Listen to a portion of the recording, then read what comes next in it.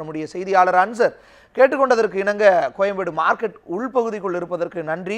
அங்க இருக்கக்கூடிய வியாபாரிகள் பொதுமக்களினுடைய கருத்துக்கள் என்ன, பெட்ரோல் டீசல் விலை உயர்வுங்கிறது கட்டுப்பாட்டில் இல்லாமல் அல்லது அதிகரித்து கொண்டே இருப்பதுங்கிறது அவங்களுக்கு எந்த மாதிரியான சிக்கல்களை ஏற்படுத்துது பதிவு செய்யலாம். நிச்சயமாக ஒரு லிட்டருக்கு 4 ரூபாய் வரை பெட்ரோல் விலை உயர்ந்திருக்கிறது, டீசலும் அதே போல விலை உயர்ந்திருக்கிறது. இதனால் தொடர்ந்து மொத்த வியாபாரிகள் பொருட்களை வாங்கும் போது அதிக அளவு பன்மடங்கு பணம் கொடுக்க வேண்டிய ஒரு சூழல் ஏற்படுகிறது. இதனைத் தொடர்ந்து அவர்களிடமிருந்து பெறக்கூடிய சிறு வியாபாரிகள், சில்லறை வியாபாரிகள், வாடிக்கையாளர்கள் என அனைவருமே இந்த விலை உயர்வால் பாதிக்கப்பட்டு கொண்டுதான் இருக்கிறார்கள். தொடர்ந்து இந்த கோயம்பேடு காய்கறி வளாகத்திற்குள்ளாக விற்பனை செய்யும் வியாபாரிகளிடமும் இது குறித்து கேட்கலாம். சார், இப்போ பெட்ரோல் டீசல் விலை கூடியிருக்கிறதுனால உங்களுக்கு ஏற்பட்டிருக்கக்கூடிய பாதிப்புகள் என்னென்ன, வழக்கமாக என்னென்ன மாதிரியான பாதிப்புகள் இருக்கும்? சார், இந்த பெட்ரோல் விலை ஏற்றத்தினால இந்த கடந்த ஒரு வாரங்களாகவே ஒரு கிலோவுக்கு ஒரு காய்கறிக்கும் குறைஞ்சபட்சம் 10 ரூபாயிலேருந்து 15 ரூபாய்க்கும் விலை உயர்ந்துள்ளது. இதனால் மக்கள் வரது வியாபாரிகளே வாங்கிறதே கொஞ்சம் சிரமப்பட்டு இருக்காங்க. பொதுமக்கள் இதனால் அதிகமாக பாதிக்கப்படுறாங்க. குறிப்பாக பார்த்தோன்னாக்கா சிறு வியாபாரிகள் எங்களுடைய விளையாட்டுறதுனால வர சரக்கு கம்மியாகிறதுனால அங்கேயே விலை அதிகமாக்கிறாங்க. கேட்டாக்கா லாரி வாடகை ஏறி போச்சு, அதை ஏறி போச்சு, இதை ஏறி போச்சுன்னு பெட்ரோல் விலை இதுதான் காரணம் சொல்கிறாங்க. அதனால் பொதுவாகவே நாங்கள் தான் சிறு வியாபாரிகள் தான் பாதிக்கப்படுறோம்.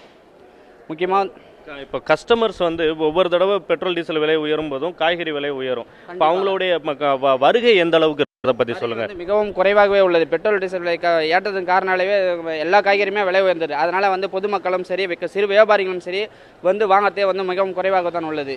இதனால் நடுத்தர மக்கள் அதிகமாகவே பாதிக்கப்படும். சிறு வியாபாரிகள் குறிப்பாக ஹோல்சேல்லேருந்து ரீட்டைல் பண்ணுறவங்க அதிகமாக பாதிக்கப்பட்டுன்னு இருக்காங்க.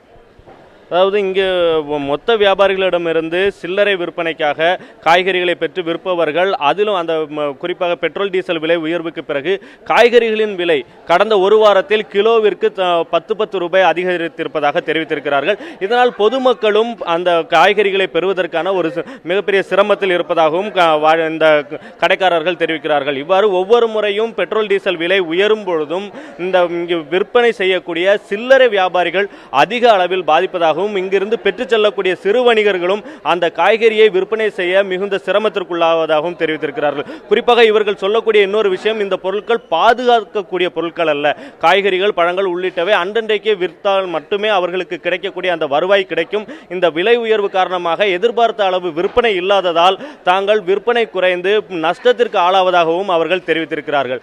எனவே அரசு பெட்ரோல் டீசல் விலை உயர்வை ஒரு நிர்ணயம் செய்து அதற்கேற்றபோல் ஒரு ஒழுங்குமுறை அதன் விலை உயர்வு தாழ்வு ஆகியவற்றை மேற்கொள்ள வேண்டும் என்கிற ஒரு கோரிக்கையையும், கச்சா எண்ணெய் விலைக்கு ஏற்ப சர்வதேச சந்தையில் கச்சா எண்ணெயின் விலைக்கு ஏற்ப பெட்ரோல் டீசல் விலையை குறைக்க வேண்டும் என்ற கோரிக்கையையும் வணிகர்கள் வைக்கிறார்கள். இந்த விஷயம், அந்த பெட்ரோல் டீசல் விலை உயர் காரணமாக சமுதாயத்தில் அனைத்து தரப்பினரும் இதனால் பாதிக்கப்படுவதாக இந்த கோயம்பேடு காய்கறி வணிக வளாகத்தை பொறுத்தவரை இந்த வியாபாரிகள், கூலி தொழிலாளிகள், இங்கிருந்து எடுத்துச் செல்பவர்கள் என ஒட்டுமொத்தமாக அனைத்து தரப்பினருமே இதனால் பாதிக்கப்பட்டிருப்பதாக இவர்கள் தெரிவித்திருக்கிறார்கள். தேவேந்திரன்.